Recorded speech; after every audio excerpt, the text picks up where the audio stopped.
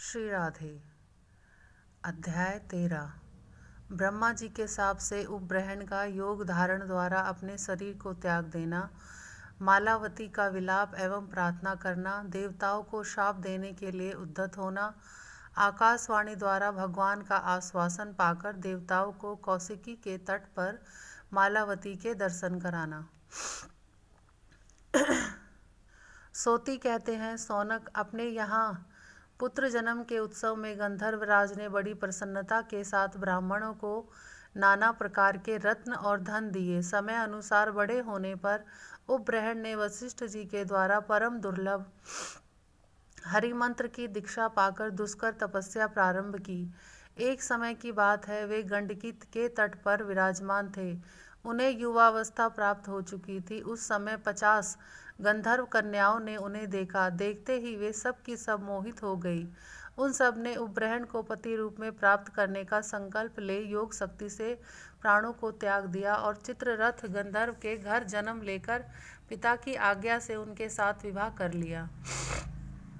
उपग्रहण ने दीर्घ काल तक उन सबके साथ विहार किया। चिरकाल तक निरंतर उनके साथ राज्य करके एक दिन वे ब्रह्मा जी के स्थान पर गए और वहाँ श्री हरि का योगासन करने लगे, यशोगान करने लगे।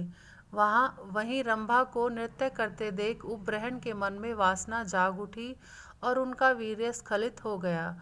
इससे उनकी बड़ी हंसी हुई और ब्रह्मा जी ने उन्हें शाप देते हुए कहा, तुम गंधर्व शरीर को त्याग दो और शूद्र योनि को प्राप्त हो जाओ। फिर समय अनुसार वैष्णवों का संसर्ग प्राप्त कर तुम पुनः मेरे पुत्र रूप में प्रतिष्ठित हो जाओगे। बेटा विपत्ति का सामना किए बिना पुरुषों की महत्ता प्रकट नहीं होती। संसार में सभी को बारी बारी से सुख और दुख प्राप्त होते हैं।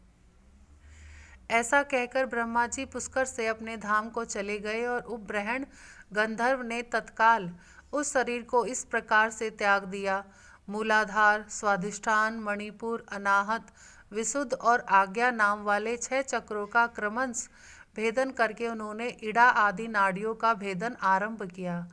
इड़ा, सुषुम्ना, मेधा, पिंगला, प्राणहारिणी, सर्व ज्ञान प्रदा, मन संयमनी, विशुद्धा, निरुद्धा, वायु संचारिणी, तेज शुष्क करी, बल पुष्टि करी, बुद्धि संचारिणी, ज्ञान जृंभन कारिणी, सर्व प्राणहरा तथा पुनर्जीवन कारिणी। इन 16 नाड़ियों का भेदन करके मन सहित जीवात्मा को ब्रह्मरंध्र में लाकर वे योगासन से बैठ गए और 2 घड़ी तक उन्होंने आत्मा को आत्मा में ही लगाया। तत्पश्चात वे जाति स्मर योगीराज उपग्रहण ब्रह्म भाव को प्राप्त हो गए। 3 धार वाली दुर्लभ वीणा को बाएं कंधे पर रखकर दाहिने हाथ में शुद्ध स्फटिक की माला लिए वे वेद के सार तत्व तथा उद्धार के उत्तम बीज रूप परात्पर पर ब्रह्म में श्री कृष्ण इन 2 अक्षरों का जप करने लगे।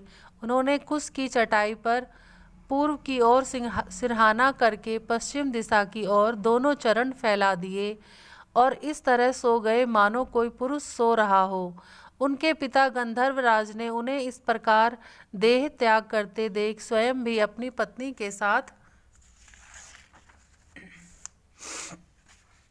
मन ही मन श्री कृष्ण का स्मरण करते हुए योग धारणा द्वारा प्राण त्याग दिए और पर ब्रह्म परमात्मा को प्राप्त कर लिया। उस समय उपग्रहण के सभी भाई बंधु और पत्नियां बारंबार विलाप करते हुए जोर जोर से रोने लगे।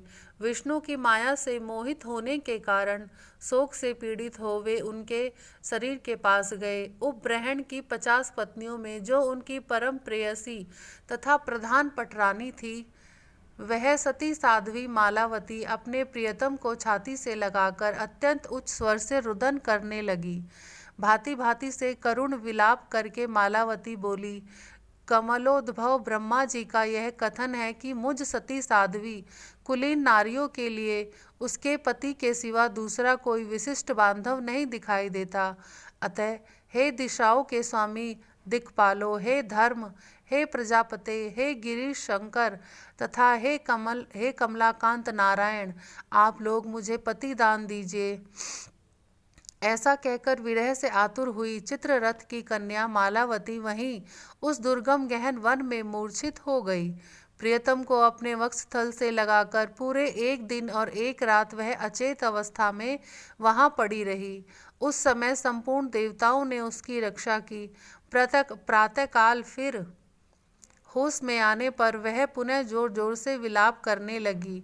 उस सती ने श्री हरि को संबोधित करके पुनः वहां इस प्रकार कहा। मालावती बोली, हे श्री कृष्ण, आप संपूर्ण जगत के नाथ, स्वामी तथा संरक्षक हैं। नाथ, मैं जगत से बाहर नहीं हूँ। प्रभो, आप ही जगत के पालक हैं, फिर मेरा पालन क्यों नहीं कर रहे हैं?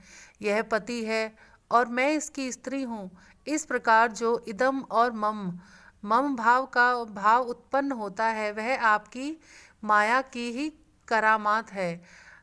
आप ही सबके स्वामी हैं और ऐसा होना ही अधिक संभव है, क्योंकि आप ही सबके कारण हैं। कर्म के फल से गंधर्व उपग्रहण मेरे प्रियतम पति हुए और कर्मवश ही मैं उनकी प्रियतमा पत्नी हुई।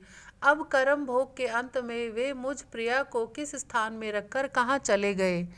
अथवा प्रभो, कौन किसका पति या पुत्र है तथा कौन किसकी प्रिया है? विधाता ही कर्म के अनुसार प्राणियों को एक दूसरे से संयुक्त और वियुक्त करता रहता है। संयोग में परम आनंद मिलता है और वियोग में प्राणों पर संकट उपस्थित हो जाता है। संसार में सदा मूर्ख और अज्ञानी के ही जीवन में ऐसी बात देखी जाती है।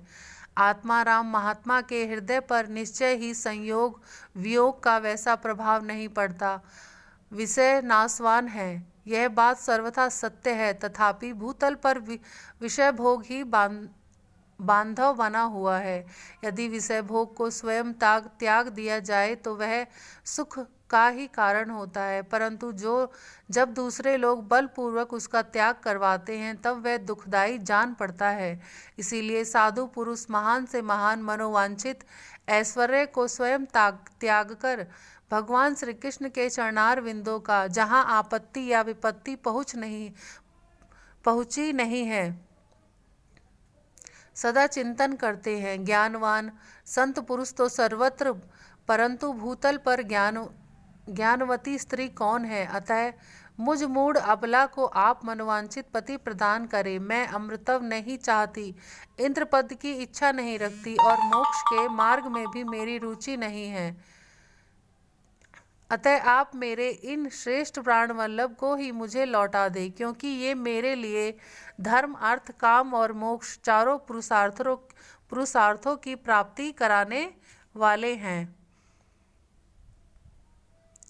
जगदीश्वर, पृथ्वी पर जितनी भी स्त्री जातियां हैं उनमें से किसी को भी विधाता ने इन गंधर्व कुमार के समान गुणवान पति नहीं दिया है। इसके अनंतर मालावती अपने स्वामी के गुणों का बखान करने लगी और अंत में सहसा कुपित हो नारायण, ब्रह्मा, महादेव तथा धर्म आदि समस्त देवताओं को संबोधित करके उन्हें शाप देने को उद्यत हो गई। तब ब्रह्मा आदि देवताओं ने क्षीर सागर के तट पर जाकर भगवान विष्णु की शरण ली और मालावती के भीषण शाप से बचने की उनसे प्रार्थना की। देवताओं के प्रार्थना कर चुकने पर आकाशवाणी हुई, देवताओं, अब तुम लोग जाओ। यज्ञ के मूल हैं भगवान विष्णु, वे ही ब्राह्मण का रूप धारण करके मालावती को शांत करने तथा तुम लोगों को सांप के संकट से बचाने के लिए जाएंगे। आकाशवाणी का यह कथन सुनकर सब देवताओं का हृदय प्रसन्नता से खिल उठा। वे सब के सब उत्कंठित हो कौशिकी तट पर मालावती के स्थान में गए। वहां पहुंचकर देवताओं ने उस सती मालावती देवी को देखा। वह रत्नों के सारभूत, इंद्रनील आदि मणियों के आभूषणों से उद्दीप्त हो भगवती लक्ष्मी की कला सी जान पड़ती थी। उसके अंगों को अग्नि में तपाकर शुद्ध की हुई सुनहरी साड़ी सुशोभित कर रही थी। भाल देश में सिंदूर की बेंदी शोभा दे रही थी। वह शरत काल के चंद्रमा की शांत प्रभा सी प्रकाशित होती और अपनी दीप्ति से संपूर्ण दिशाओं को उद्भासित करती थी। पति सेवा रूप महान धर्म का अनुष्ठान करके चिरकाल से संचित किए हुए तेज से अग्नि की उत्तम एवं प्रज्वलित शिखा सी उद्दीप्त हो रही थी। पति के शव को छाती से लगाकर योगासन लगाए बैठी थी और स्वामी की सुरमय वीणा को दाहिने हाथ में लिए हुए थी। प्राण वल्लभ के प्रति भक्ति तथा स्नेह के कारण योग मुद्रा रूपी तर्जनी और अंगुष्ठ अंगुलियों के अग्रभाग से शुद्ध स्फटिक मणि की माला धारण किए थी। मनोहर चंपा की सी अंग कांति बिंब फल के सदृश अरुण ओष्ठ और गले में रत्नों की माला सुशोभा पाती थी।